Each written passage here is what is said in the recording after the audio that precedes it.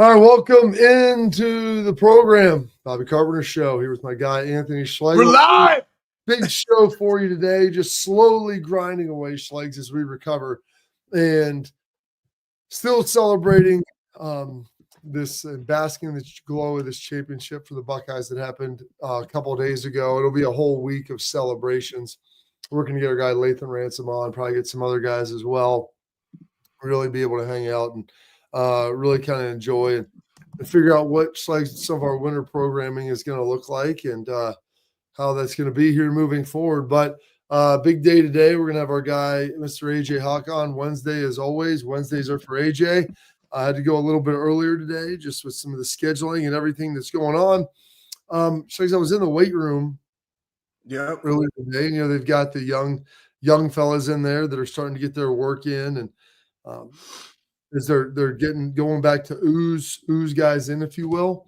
And the younger dudes, obviously it's going to be a new calendar, Schlegs, as you look at it, because I don't think they've ever been in a situation before where guys have played this many games, and then you have all these transfer guys coming in, then you have the mid-year guys coming in, and so you've got to find a way to get them ready to play, especially the younger guys who are coming in from high school, and get them prepared and toughened up and ready to go. So there's just a lot of dynamics, a lot of variables that, Mickey Moriarty, the strength staff, and Ryan Day are still trying to work through and trying to figure out. So there's some challenges uniquely that they're going to have to solve right there. But then there's some of the guys in the training room, and getting a chance to see Schlegs, it was unbelievable. Some of the footage from security cameras. I think some of this was maybe down in Atlanta where some of the dudes were maybe partying and hanging out, of maybe going over the bar, getting in and, getting some refreshments for themselves there in the post-game celebrations. And then the videos from Monday night, I think most of them are from Monday, maybe some are from last night too, I don't know. But of the bar scene in Columbus, Ohio, and, like Pine House and Town Hall and these places up and down High Street. I mean, it looked like the best parts of college when I was in school. I mean, people standing up, spraying champagne all over everyone at the bar, just unrelenting celebrations. I mean, hell, people broke in, I guess, to the shoe. I don't know if they tried to tear the goalpost down, which you need probably a bulldozer to pull that thing out of the ground now. They're cemented in there so deep. But, man, it was it's awesome. And just to see all of this stuff happening has been pretty darn remarkable. It's freaking awesome. Buckeyes. I hope that they let them in. I mean, let them in what? To the shoe, They broke in. Hey, it's a celebration. That's our guy from the Chappelle Show, right? It's a celebration, bitches. Buckeyes. That's hey, to each their own. Go break in there, and why not? I honestly think it would have been a cool experience to watch it in the shoe. Even though it was like sub-freezing temperatures, put the lights on, get some DJs in there, bring in your own hype music, let Paul Keels call the game, and play it on the Jumbotron. That would have been kind of cool. That would have been pretty remarkable. I mean, it would have been a big undertaking. I don't know how many folks you could have got to stay out there, Schlegs, in those sub temps. It would have been you got Carhartt, man. I mean, we're from Ohio. Yeah, I get we're that. Ohio boy. You'd be sitting there for 4 hours watching drinking some refreshments, warming up your body. Some libations. Yeah, no doubt, man. Keeping it steamy. Listen, here's the thing, though. That's what it's all about. It's about you're celebrating that the work is done and you are the one that accomplished the mission. So however they went about doing that, whether it's on campus or afterward, right?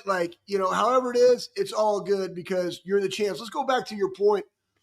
Something they've never done. It's something they've never done that has gone on this long. So we won the national championship in 2014, and somebody put out the damn graphic. Get it right. It's the 2024 season. They're not the 2025 national champs. No. It was won in 25. Yes, it's for the 24 season. Okay. So I saw that people continue to make that mistake. Terrible. It wasn't since 14 where you had a season that went this long. We played on the 1st, you played on the 12th, and then you ooze in. And what we talked about, the guys that are already going in that have been practicing slightly, guys, they've already been on a modified 3-day split going. Now it's just like, all right, you're back. We traveled back this week. You're probably going to get 2 or 3 in, and then it's go time for a lot of those guys. Because, yes, it's a long season in practice, but you haven't had the wear and tear. The one thing I don't know, Bob, is where does spring ball fit in this calendar? So I do know, I believe it's like March 17th week of. You know that prior to that week, you're probably going to have your first week of spring football. Okay. Yeah. And you're ramping everything up. Remember, 6 pounds of shit in a 3-pound bag for that ramp up of that time. So you take that, we're already on the 22nd, if I'm not mistaken today. Poof, David Copperfield, I am correct. That's like 7 weeks until go time. So you got to think about, all right, there's 7, and obviously that first 7 is a modified 7. So you got 6 weeks. So how do I ooze the guys in that have played thousands of reps throughout the season into that? They're probably going to have like a 2-week ramp up, doing certain things that are different than the other guys, and then it's going to be full-fledged, locked and loaded for 4 weeks, maybe 4.5, 5. And that's it. That's all you get. And then you're in literally full speed football mode contact after spring break. That's just the way it is right now. Tupac song. So until we change and do it the way the portal should be done, and honestly change into where you're going to have OTAs. And I think here's the deal. If you're worth your salt as a coach, you can make this flip. You can make this switch and still get your guys a quality of reps, bringing them in over that time period. You just got to be a really efficient and effective coach doing it. I will second that. One other thing I forgot to mention here, Schlegs. Yesterday we had a bit of a curveball at the end of the show. Believe me, I appreciate you. We've got getting some unbelievable viewership here. So please like, subscribe, make sure you leave your comments. I got to get the chat pulled up. Schlegs, the chat gets wild. I already got it. I'm already deep into it, man. You guys know that. And so McAfee was texting me, and the show is calling in. They're relentless, and AJ's here in the queue waiting to get on, so we'll get to him here. Bump him. You calling our show? No, yeah. I'm just kidding. I'm kidding. We got Pat called in, and so she's like, "How was it?" I wanted to hop down with Pat, so I'm still watching you. You shut my video down, and I couldn't hear you, but I was watching you go through some of the different things. How was your maiden voyage as a solo host on the show? I don't give a shit, man. I just talk shop, And everybody's out there. I didn't even get to answer their questions because my mind, like a schizophrenic cat, I just started looking at all the stuff that you and I pull up, and I can rip on those things all day talking about, what these guys have done and the leadership. And we talked about Ryan and the Rats and the mindset of going in there day in and day out. And, again, you guys got to understand, like, the reason I like doing this, especially with you, Bob, is you and I are both very unique in the fact that we played we played in college, we played in the pros. I have a unique perspective that I coached in college and I coached in the pros. We both have owned businesses. You and I both have MBAs. I got patents. Like, it's how does this all fit in life, in the stories that carry on to make all these things applicable and like to teach our children. And, I talked about when I was on Westside, I became a better strength coach because I coached my son's baseball team.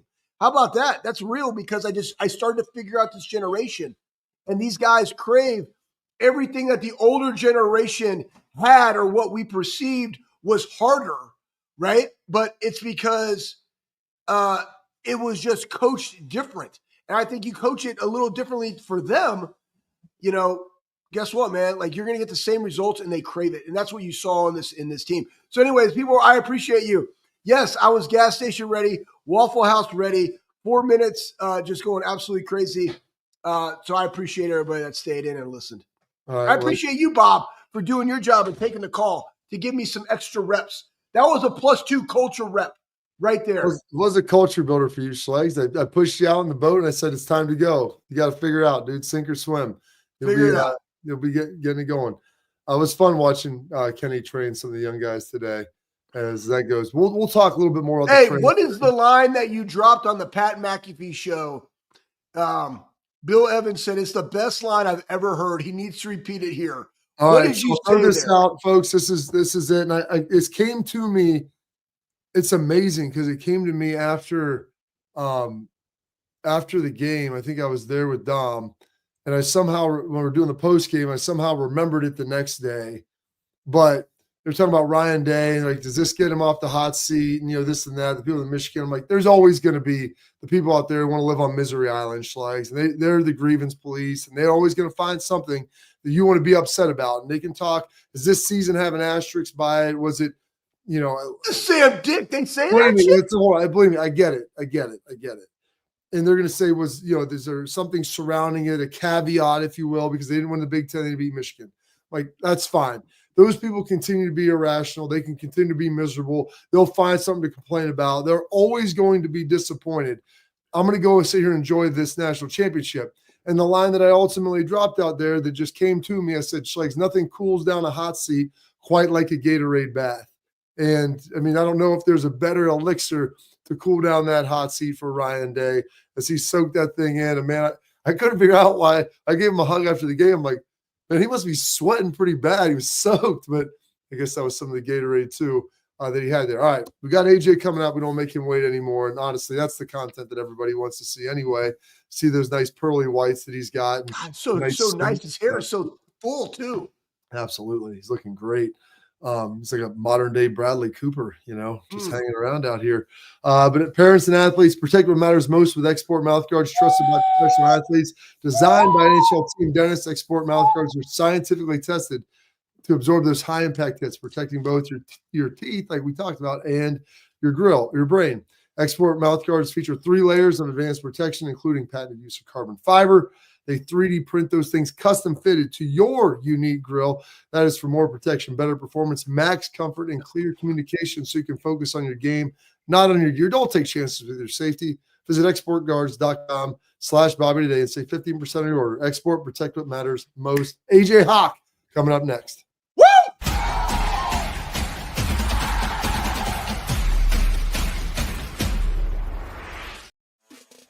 Welcome to Big Play, the fastest growing sports media company in America. I'm gonna keep it straight with you. The reason you should watch our show is because I look good, baby. Come get some! Join our millions of fans for live sports talk shows hosted by the top former athletes and sports personalities in the industry. Ohio, it's my home state. Obviously, I'm a diehard Cleveland sports fan.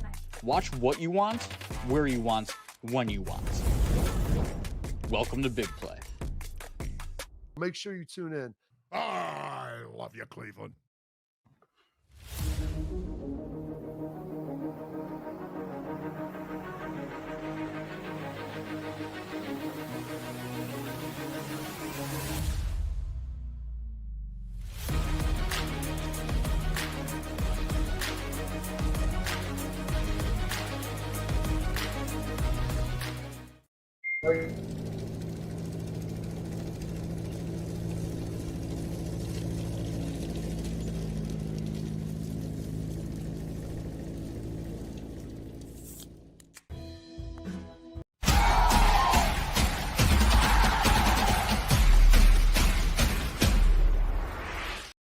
All right, welcome back in the Bobby Carpenter Show. Now we're pleased to welcome in our guy, Mr. Aaron James Hawk, down there doing the MegaCast with McAfee, breaking it all down. H, how was everything in Atlanta? Was it as good as it was there last time a couple of years ago? Oh man, now this, getting a win obviously was much better. Made it a better experience. My car didn't get broken into and the windows smashed out. But I wanted to pop back. I was connected when you had that doing your export read and talking about the great mouthpiece and the great company, and obviously we know the people there are great. I just wonder if they appreciate Schlegs doing the whistle, for like 45 seconds of the read throughout, so you probably can't really get the message across exactly what you're trying to talk about. What are you talking about? Of course they got the message. First off, we're testing everything, man. Are your ears working appropriately? Guess what? They'll work better if your mouth is good, because then you're not a mouth breather, so you can hear. You know what I'm saying? They want clear communication. Okay. Right? Like, we tested all this stuff in here, man. Everybody's ready. Everybody's ready. I get it. And that's part of the show. That's part of hey, AJ, we're testing the people that want to sponsor this show. Like, do you really want to be about this life? Real truck, garage beer. We play your damn commercial all the time. Like, we're going to test you too. Anyways, I love it, man. Your teeth look fantastic. Tell us about your experience. You're down there. You're calling a game. You're alma mater. You're invested, right? The cool thing is, like, our kids are growing up watching these guys, which was us a long ass time ago, right? And so you're invested in AJ. Tell us, like, the feel on the field, communicating, talking with Pat, your emotions. Go. Oh, it was awesome, man. I stood in the end zone where the Buckeyes ran out. I was in that end zone the whole time watching from that angle, and it was cool, man. Like, just being there pregame, seeing everything, like feeling like the anticipation of it, and then being there throughout the game and how Notre Dame fought back and made it a game towards the end. It was wild. It was awesome to be there, though. Like, those dudes were running, those dudes were hitting. Like, it was a physical game as well. I was impressed by both sides, but man, it's cool to see. It was really awesome to be there and kind of witness the moment and see, like, how much it means to all these dudes as well. Because, yeah, we've been watching their journey throughout their time in Ohio State, and to get especially the seniors, it's cool to see them kind of live out their dreams and feel awesome for Coach Day and the rest of that staff, man. They did an awesome job. And it was just, yeah, I was very lucky to be there. And yeah, I'm glad. I can't wait to watch them try to do it again next year. How cold was that tunnel when you were walking through that thing? You know what it reminded me of? It reminded me of walking up the tunnel to class by the old RPAC when they would create that wind tunnel from the Schlegs doesn't know about this. He lived 40 minutes away and was taking online classes before they had online classes. But we would walk up that tunnel from the dorms, and it was that crazy wind tunnel. It was always so cold, and that's exactly what I thought of when I started walking through those tunnels at the stadium out there. Dude, I saw the police officer was like in the corner, and the dude's just standing there like eating it. And so folks, they would like open the garage doors in the loading bays, and that wind was just howling through the 4 little like corner spots. And the one cop, he goes, yeah, they said I got to take my coat off when I start the game too. I'm like, dude, you might die of hypothermia. Like, this is a 50-degree, like 20-mile-an-hour wind just smoking you in the face for the next 4 hours. Yeah, it was cold for Ohio people, I think. Like, it wasn't just like, hey, this is cold for people in the South. It was plenty cold for me, man. Yeah, it's cold down here. I mean, hell, man, they're showing I-10 in Florida in the Panhandle. People are throwing snowballs. It's crazy. Global warming, man. It's gone. Here we go. The South, you got cold, you got snow. All right, so talk to us a little bit about the game, turning points. Just your thought on Notre Dame, the first drive. Like, what were you feeling? And then boom, Ohio State comes back. Like, let's get a snapshot of the Hawkster, Aaron James Hawk on the game here. Yeah, that first drive was nuts. It was 18 plays. 18 plays, 9:45. Man, Riley Leonard, and I guess they said he came off and he puked on the sideline after that drive. I think I don't know if he was dealing with illness or not. I guess that was rumored that it was going around their team. But Riley Leonard is that dude's tough as nails, man. Like, he carried the ball many times in that first drive. He had to be like, I was just thinking of all like the what you call it, adrenaline dump. Like, after all that anticipation lead up and you have that huge drive, like, can you imagine his legs had to feel like complete jello after that drive, let alone his upper body and his head getting banged around the whole game. Like, it was impressive to see what Notre Dame did and came out. But I always know, like, everybody that's played, there's sometimes you just kind of get into the flow of the game and you kind of have to settle in. And Notre Dame came out and they had an unbelievable first drive. I knew the defense would eventually settle down. They did on the next drive, but the offense coming out and having a nice little drive and putting 7 on the board, I think for us was huge, because if you go 3 and out right there and you put your defense right back on the field, Notre Dame, if they found a way to go up 2 scores, it would have been tough early on. I know. I never really was too worried, even though, as a fan, when you have no say over what you can't control anything on the field. That's when I am nervous. Like, when you're at your kids' games or whatever, when like, hey, I just want to go out there and make some plays or hit somebody, do something. You're never nervous when you can actually do something. So I get anxious for him on the sidelines, but it was awesome to see too that 3rd and 11 that Will completes to Jeremiah Smith, being down there on the field and seeing. I was at the back end zone. I'm watching that thing, and I could see like Jeremiah's out there, and we had just run the ball a few times, and I didn't know if we were just going to run it again and try to make them burn timeouts. And I see Will drop back, and I saw that ball in the air, and I saw the separation he had, and I was thinking in my brain, like, that's such a difficult ball to catch for a guy. Like, for any receiver, that ball was in the air for an hour. It felt like, I know, as an Ohio State fan, if you're Jeremiah running, you have like this although it's one of the easiest catches in theory to make, I think when the ball is hanging in the air that long, and yet if you allow that moment to creep into your brain, that's not an easy ball to catch. So I gave him credit for making that catch, holding on to it. And then obviously the field goal was awesome watching that thing go through, because then you know, like, okay, this is most likely we have it taken care of. Like you said, making that catch if you're Jeremiah. Plus, Will, he beat him so bad. Those are almost the layups. It's like, dude, just don't throw it out of bounds. Don't underthrow it so severely. Make sure he can catch it. And I didn't get a chance to see him. I was opposite of you, Age. I was down the Notre Dame tunnel on the Ohio State sideline. So I just saw him release the ball, and I'm like, oh, dude, this is what we're doing, the 3rd and 11, like we're taking the shot. And then you just see the Ohio State fans behind you just erupt. I'm like, all right, well, we're good. I was like right beside Nina Day. I'm thinking, oh gosh, like you got my arm around it. Like we caught that. I was like, it's over. We got it. Like we're gonna get a field goal no matter what. That's the game. And we're in a good spot. You talked about that long drive. And Age, I remember something we used to talk about in college, like settling into the game. I couldn't wait to go out and get the first 3 and out and then come off the field, because I always felt exhausted right away. And I needed that first drive. And I kept looking at those guys, seemed like they wanted to get to the sideline, like just let me sit down and settle in and get your heart rate back down. And they could never get that chance. And all I was thinking about is Fick used to yell at us, your legs feel heavy, because you just don't get that chance to relax and then settle in. And then after that, you're good. But 10 minutes is a freaking meat grinder. Yeah, especially to come it's national championship. Like there's so much going into it. Yeah, there's so much energy just around that you're feeling. You just want to get that thing going. You're right. Like the ideal situation is like, okay, your team defers. Oh, cool. We get to start the game on defense. Here we go. Maybe they run the ball. You stop for 1 or 2 yards, and you get to make a couple hits. You get to get it some contact.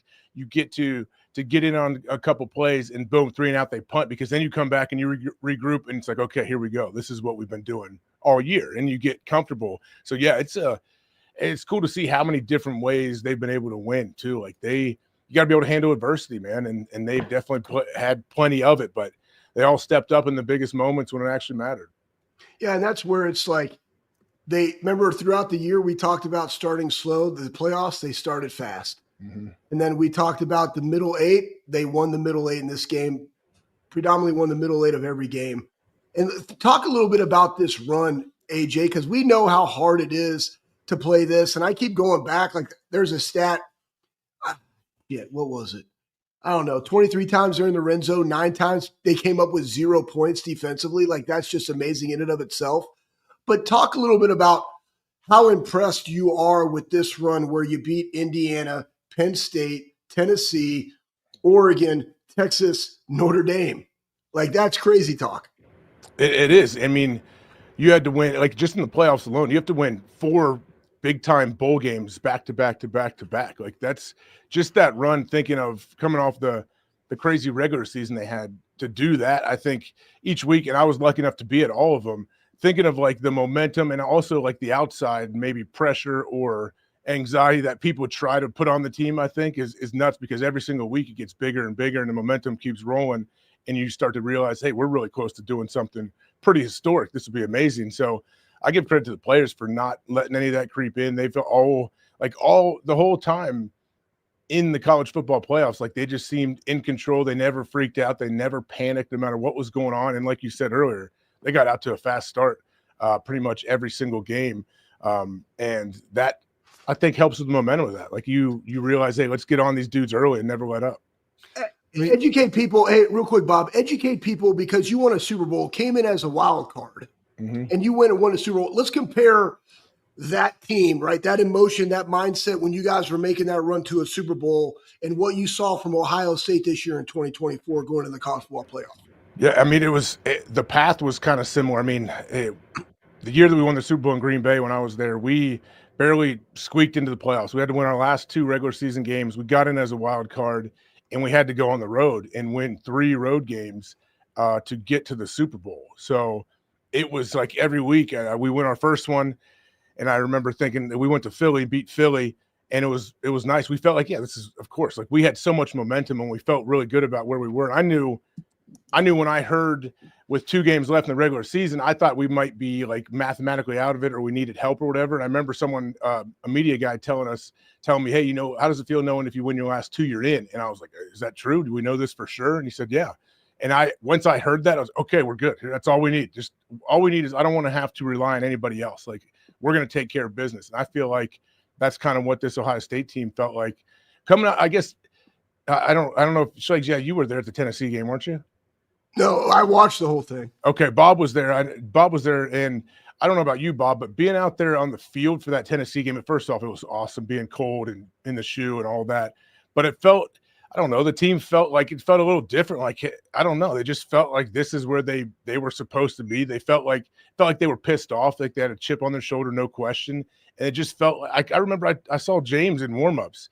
And of that game, and I told James, like, you're going to smoke these dudes. Like, you're going to kill these guys. Like, you'll win by 100. Like, I remember being on the sidelines, and I was, like, pissed off for them. I'm like, I just felt like an energy from all of them, and it was awesome. I remember watching Jack Sawyer takes his helmet off as Tennessee's walking into the locker room, and he just stands there right in their face, like, talking to all of them. Every player coming back, and then there's this awesome lady next to me yelling just – not like terrible things, but just like offensive things to dudes, telling guys, are you guys a JV team? Your arms are too small to be in college football. Like, this lady she was killing the Tennessee dudes with like stuff that, like, my kids would tell me when they tell me I'm slow and small and old and I can't move. Like, it was stuff like that she was saying to these dudes. And like, I just felt something. I was pumped. Like, I was ready to play after being there. And I feel like they never looked back. Like, they jumped on Tennessee early, and then bam, the rest is history. And they found a way to stay focused for all that time and find a way to finish the job. Yeah, that's it's pretty remarkable. And I was with you, AJ. Like you said, you could see like they were a pissed off team, man. Like there was anger, and Jack like personified that right there, obviously on the sideline. All right, so we got a couple questions I'm going to fire to AJ here in the chat that are coming from the good folks. Number one, they said Pat said you were like a little emotional after the game. I mean, what was that like? I mean, how emotional? I know we get fired up for obviously a big Buckeye win. Well, I mean, I didn't really let myself get emotional. I definitely could have, no question. I kind of felt them looking at me, and I, like, you know, you get older, like things like affect you differently, I think. Yeah. And before the game, the guys, all the guys they joked with me like, "Oh, you're gonna cry if Ohio State loses?" I was like, "Hell no!" I was like, I don't cry if I'm sad. Like, I tell my kids, like, I cry when I'm happy. Like, I don't remember the last time I cried because I was sad, maybe a death of somebody. But I told them, hell no. Like, there could be a chance I would cry if they win. And I didn't let myself go there completely, but I understand that. And I think I realized me being 41 now compared to like if I was 25 at that game, I guess I'd take the time. Like I soaked it all in. I looked around. I was like, this is awesome. And I was really happy for the dudes and for everybody there. And the fact that I'm not a part of it, but I got to be there and I played to Ohio State. I was like, yeah, this is awesome, man. I'm so pumped that I went to school there. I'm so pumped I'm a part of it. Yeah, I've always known you to be a soaker too, so that's a big thing. Good for you. How did Brady take the loss? I think Brady was all right. So he was in town a couple of days before, and then he left and he watched the game back home. My wife was watching the game with him and his kids. He had a brand new little baby he had the last week, not even a week old now, but his fifth kid, by the way. Second, he's got 3 girls and 2 boys now, and doing when great. You guys have your fifth? Laura wants to know. I mean, hey, we're never. I'm not officially out of the game, but probably not. We don't see that happening. I don't know, but I think Brady handled it okay. I think Brady, you know, I'm sure I haven't got to talk to him too much. He wanted to, you know, he always wants to come up with different bets to make or whatever. So I think he owes me some nice whiskey or bourbon. And he said something. I think he wanted to golf somewhere if they lost. If Notre Dame win, he wanted me to take him golfing somewhere, even though he belongs to like 15 of the nicest country clubs in the country. So I guess I'm going to play with him somewhere now. All right. And then final question before we get you out of here, Age. One of our guys is going to the old Hyde Park because people have always asked, where do you like to go for dinner? I'm like, we'll go downtown to Ruby's sometimes, but like for nice stuff too. Old Hyde Park, traditional right there off Old Henderson Road. Said, he's going to be there next Friday, his birthday. What's your order that you get? Oh, man, that Hyde Park is the best. You know, you've been there with Laura. We have dinners for my birthday there almost every year. That spot is what a great spot. Low ceilings, all that nice, intimate atmosphere, great food. I'm getting the filet. I might get 2 fillets, to tell you the truth. Or they have whatever the chicken is. What's the chicken that's kind of thin with like little crust on it? I don't know what it's called, but they give you like 5 or 6 big pieces of chicken. If you're hungry, definitely get that. And then they have Hyde Park, their salads and everything. You can't go wrong, man. Yeah, when you and Courtney split a salad the one time we were there, that was pretty nice. Of course, yeah. And then you finish it. Whatever we couldn't finish, then you take that, just like every other time. And you reach across and stab meat off their plate. Well, you and Courtney didn't want like this and that. I think I split the salad with Laura, and then you split one with Courtney because you guys were like didn't want whatever little nonsense on there. So yeah, I was eating with like Hendrick, like I was eating with Axel, trying to curate his food. Well, great stuff, sir. We really appreciate it. So this chat's like opened up a whole new world. This is bro, I told you, man. Like I just go in there and these are our people, man. I love you. Hey, everybody in the chat, I appreciate you guys. Absolutely. Well, I don't know what you sir. Thank you for the time. And dude, kill it today on Pat. We'll talk again soon. All right. Thanks, guys. I'll see you. That's our guy, Mr. Aaron James Hawk, doing a great job. The Lord's work. Hey, January 20th, huge day for Ohio State Buckeye fans and a huge day for Ryan Day. I'll tell you why next.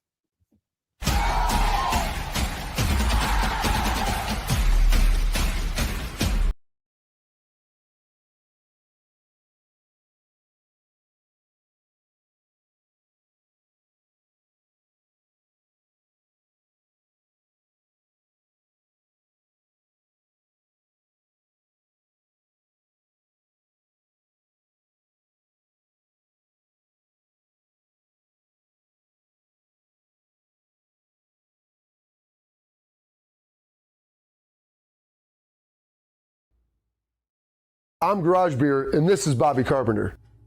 Garage Beer. Beer flavored beer. Beef with an F? Okay, my bad. It's crisp and cool, and it doesn't taste like... I'm Bobby Carpenter. I drink in garages, because my wife says I don't belong inside. If you like a cold breeze on your bag, drink Garage Beer. It's American, and so can you. Garage Beer. Beer flavored beer.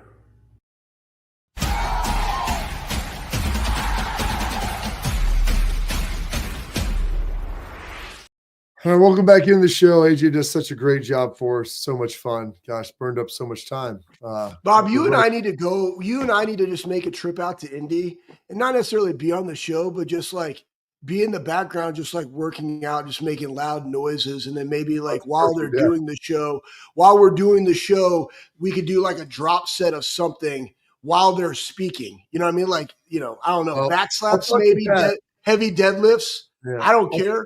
I'll talk to Pat and see if we can get some weight equipment in the Thunderdome. So they already got it. They already have it. I helped them build that gym.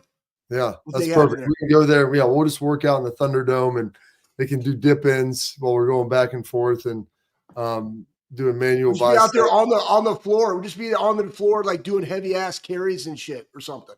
That would be amazing. As I tease this, because this is something that's unbelievable, and this team is. It's got a heavy hand of faith on them, and unbelievable young men, great human beings. And, I'm not going to tell people what to believe in life, but my grandma was a big believer that everything happens on God's time and it happens for a reason. And Ryan lost his father when he was 8 years old. He won his first national championship here on January 20th, the same date that his father passed away. And I heard that, man. I mean, it's like, I didn't even know what to freaking think, dude. That right there, the emotions that he probably has on that day now, like that's some powerful stuff, dude. That's some incredibly powerful things. And the dichotomy of the highs and the lows. And he's one heck of a dude. I could not be happier for him, and can't even imagine everything that he was going through on that morning. We have the clip that you guys are showing right now on the deal with him standing there. There's another one on the IG that I put in there, and it's Josh Fryer picking him up, right? Yeah. Like lifting him up. All the dudes are behind him, and it's right after the Gatorade bath. That's the image that I like because, we all go through trials and tribulations in our life, and like just the joy that a coach and his players have, it's just something that is unique and special in and of itself through sports, why we love it. And Ryan has always talked about that it's always about the players. The reason he gets up is to help these guys achieve their goals. Does he have his own aspirations? 100%. But like you and I know Ryan on a personal level, we know how much he cares about his wife, who he's been with since, together since they were in the 8th grade, right? Like, and then his I think it was children. like Ryan always talks about how they were like on the same youth baseball team together. Like they have pictures of them, like, and her dad was the coach. Like it's unbelievable. Right. And then what, his feeling towards his kids and how invested he is with them. And then with these guys and that's what, that's what I liked about this matchup. You got two really authentic coaches, both played the sport, both understand where these kids are, have done a really good job of adapting hard school, like a hardcore old school mentality within this generational population of athlete that's a little bit different than when we grew up or even older people grew up, but they still crave the same thing. And I think they've all done it authentically their own way, which is why these programs are successful. But to your point, Bob, but just the feeling of that day, but that picture of Fryer picking him up after that, like that really resonates with me because I know that's what he cares about the most is his guys, and his guys care about him. And you go back to us and trust and like our conversation when we're on the couch on It's All About the Team, like that guy genuinely cared about us and we were so crazy and so different, but he individually cared about all of us and trust was so great at the relationship. That's why it all worked. And Ryan is very similar in that regard in his care for his athletes. And I really appreciate that about him.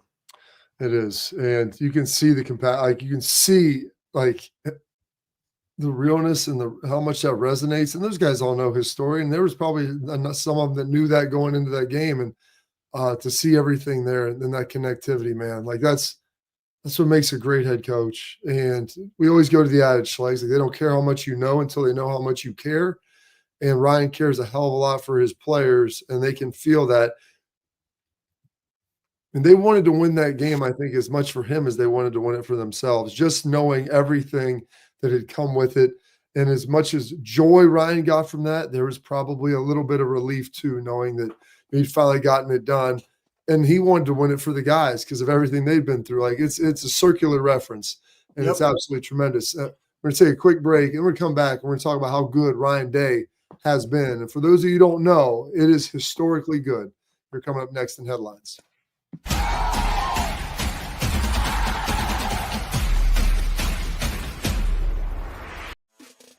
Welcome to Big Play, the fastest growing sports media company in America. I'm gonna keep it straight with you. The reason you should watch our show is because I look good, baby. Come get some! Join our millions of fans for live sports talk shows hosted by the top former athletes and sports personalities in the industry. Ohio, it's my home state. Obviously, I'm a diehard Cleveland sports fan. Watch what you want, where you want, when you want. Welcome to Big Play. Make sure you tune in. I love you, Cleveland.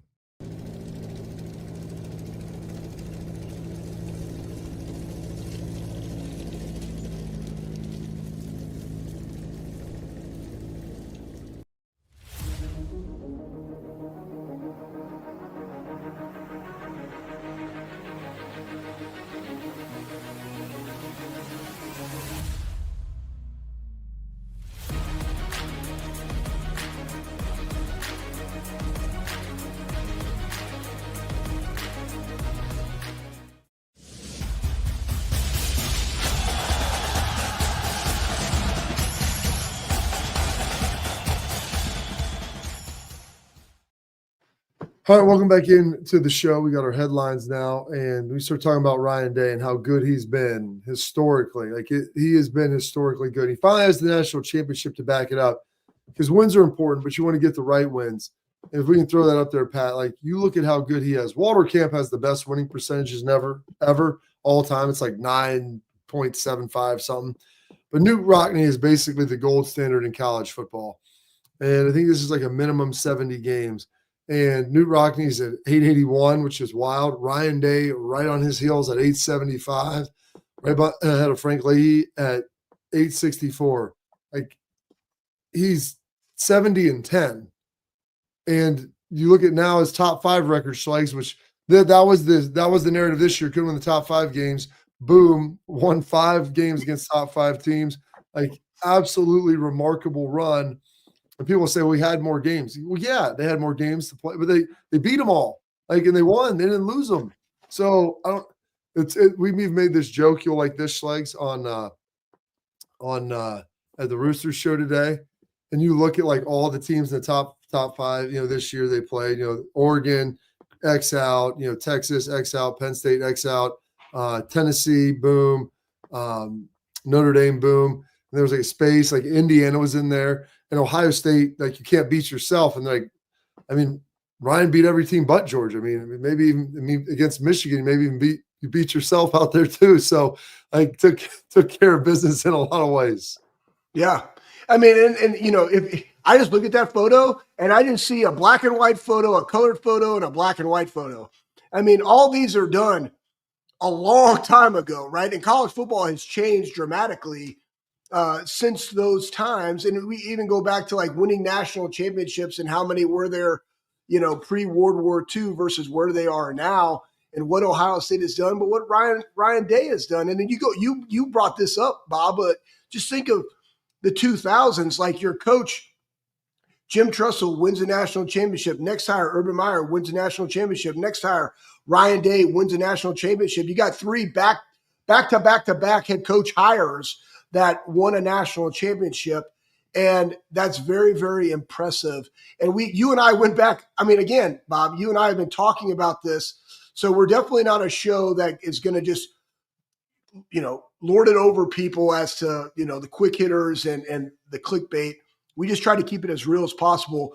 But Kirby Smart was in his year 6 before he won. And against his rival was 1-6. And that I'm not displacing what the rivalry means, but it's just a fact. And Ryan Day did it in year 6, and he has won those games. Like, you can't skew the statistics, right? To like create your own narrative. The narrative is this: like, yes, he came into this season, I think it was 2-4 or 2-5 versus that type of competition, and they won 5 of them. And not only that though, but if you look at the run at the end of the year, it was Penn State, then Indiana, then Michigan, then Tennessee, then Oregon, then Texas, then Notre Dame.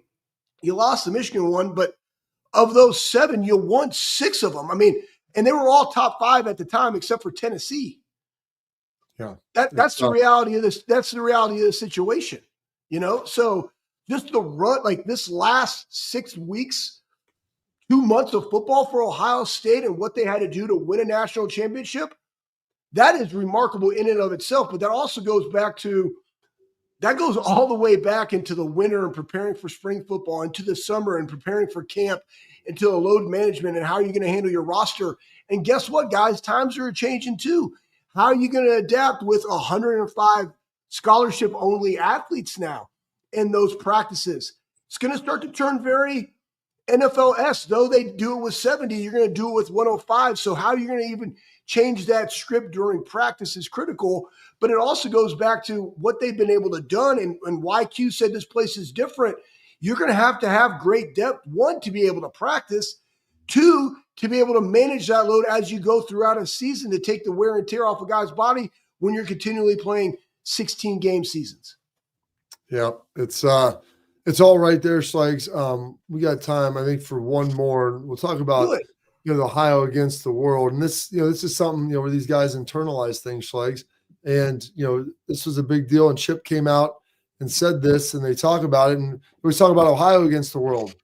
At times, it felt like it was the Woody Hayes, the Woody against the world, because it was just us. And when you're in there, man, and like you feel like the world's collapsing. Like you get in that facility, and you can feel the tension in there sometimes. But they're going in there, and they're going into work, and they're going in there to win. And that's when things get tight, man. You lean into each other. And that helps that helps this team. And it felt like that's what happened after that Michigan loss. Yeah, what a great story, because this can also be your family, right? It could be your business, it could be whatever. And we talked about it yesterday on the show about just the guy's mindset. And Ryan alluded to like Rats just going in there, focusing on the mission. Jack talked about we chose option B to be the team that we knew we could be. And that's that mindset. And again, kudos to the coaches to, immersing themselves in that and extracting that from the guys. But it always goes back to the players. And when you collectively come up and say, it is us, right? It is us. We're the ones that can write our own script in this, and how we're going to go about doing it and executing. Like, that's what really matters more so than anything else. And they did a phenomenal job. The coaches believed in them. They believed in the coaches, but more importantly, the players believed in one another. And that's why you're able to go on this historic run and win the first college football playoff, 12-team playoff. All right. That's it for our headlines today. Come up next week, answer your questions and comments as we get into Tailgate Talk here on the Bobby Carpenter Show.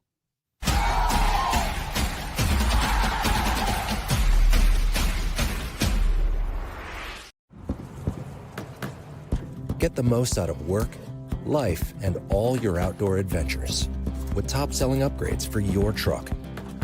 Guaranteed fit, free shipping, easy install, expert support, and thousands of dealers just a click away. Bring your truck to life. Real Truck. Upgrade today and save between $50 and $400 on select Real Truck products. Visit realtruck.com/specials.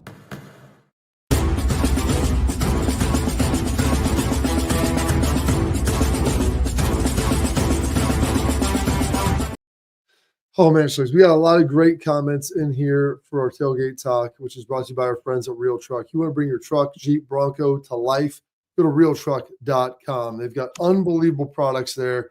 Whether you want to get a cover for your truck, you get some stuff for the interior of your car, the exterior, they have it all, winches, bumpers, Jeep tops, like everything you think of, seat covers, which I need to get for my Jeep, by the way. That is on. Carhartt camo, baby. Is on the list to order. All right, we don't have a whole lot of time today, Schlegs, but do it. I want to get to. Number one, and we'll start at the top here from the comments from yesterday's show. This comes from Jeff C8136. Said you both won championships. Being older now, is it more satisfying watching these young men reach their goals than when you won it yourselves? I think as a dad and as a coach, it is, because you knew how hard it was to get there and you've been through it, and you want them to feel what you felt.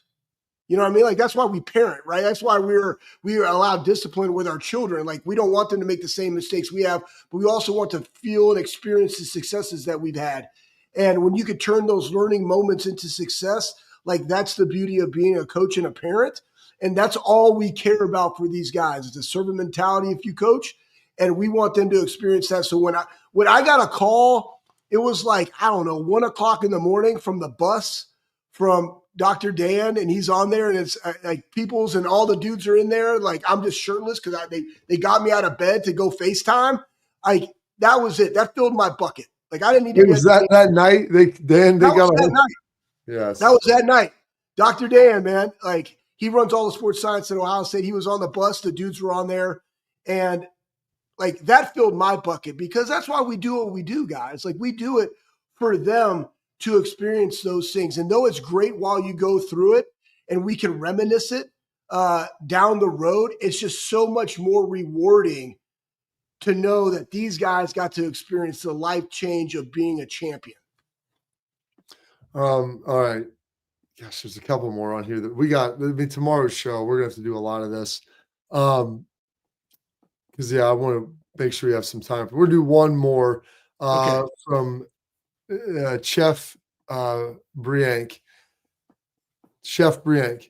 I said I have a video of Bobby collecting confetti off the field I took from the TV feed on my big screen. Thought it was a nut job security guy getting ready to go to the local Atlanta bars to sell pieces of it to Buckeye fans who couldn't get in the field. Thought it was just Bobby.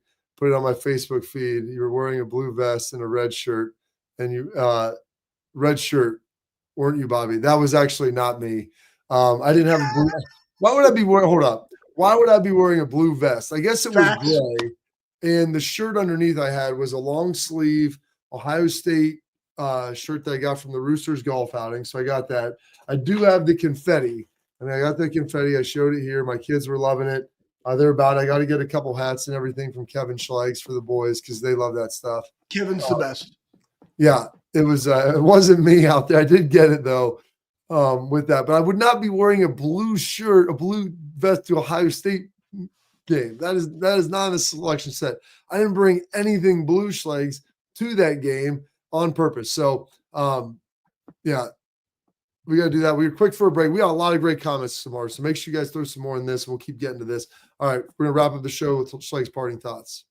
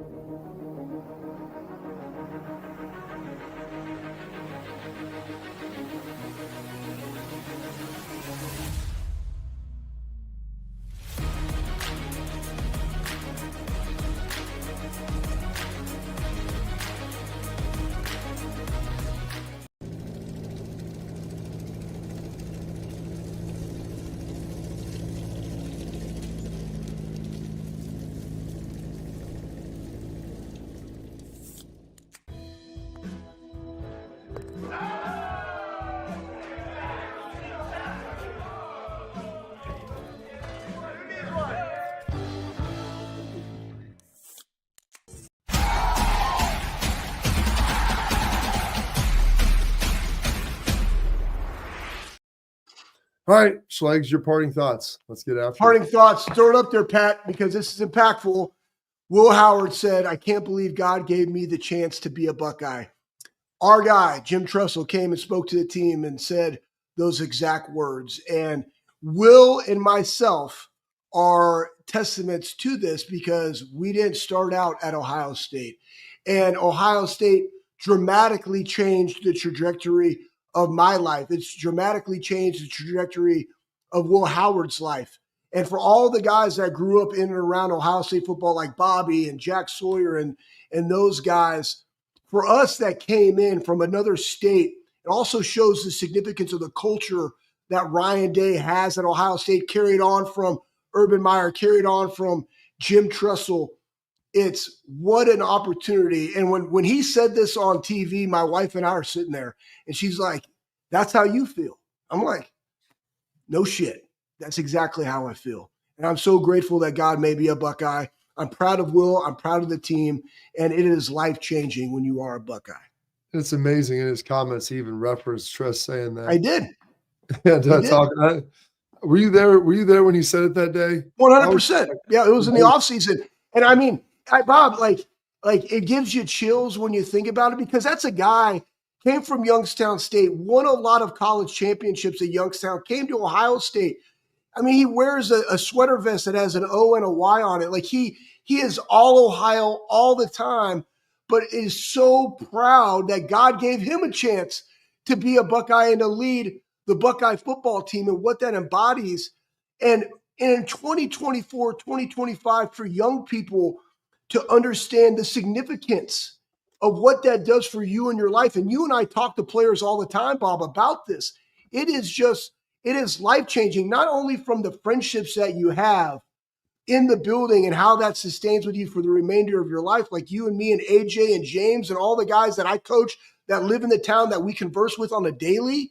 It is impactful, but just what it does for the rest of your life is so, and you don't see it in the moment, but I'm glad that Will has grasped that at an early age, but that's also because of the culture. And that's how we feel, man. When you're in the weeds of it every day, man, it's like, God, I just thank you that you allowed me to be a Buckeye. It's pretty amazing. It was awesome to see him after the game. I give him a hug and just honestly, I'm glad that Will Howard was a Buckeye. Yeah, that's what I'm saying. Thank you for being him, for being you, being a leader. So Buckeyes, we got more great things. We got a lot of great comments, a lot of great questions, a lot of great stuff to get to. We'll be locked in live, 12:30 tomorrow on the Bobby Carpenter Show.